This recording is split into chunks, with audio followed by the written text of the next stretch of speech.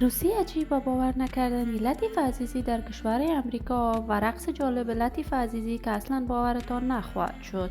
لطیف عزیزی با کی ازدواج کرده است؟ افشای حقایق و رازهای پشت پرده زندگی لطیف عزیزی در امریکا و شوهر جنجالی لطیفه. من در این ویدیو پیرامون حقایق همین ماجرا خواهم پرداخت، پس در ادامه با کانال دنیا اینفو باشید.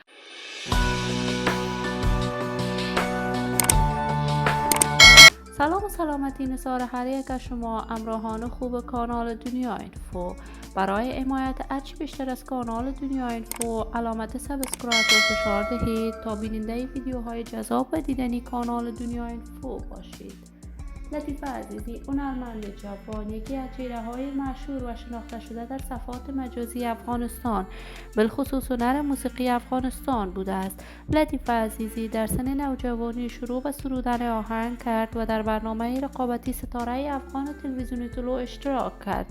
توانست در این برنامه رقابتی خوب بدرخشد، آهنگ‌های بیشمار سرود که مورد حمایت خوب دوستداران و طرفدارانش قرار گرفت.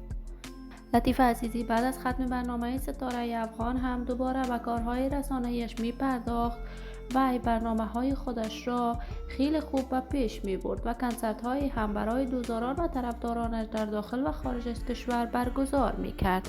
بعد از تحولات سیاسی حاکم در افغانستان، لطیف عزیزی مجبور به ترک کشورش شد و در کشور کانادا میخواست پناهنده شود، اما برعکس وی با برادرش در کشور امریکا زندگی می کند.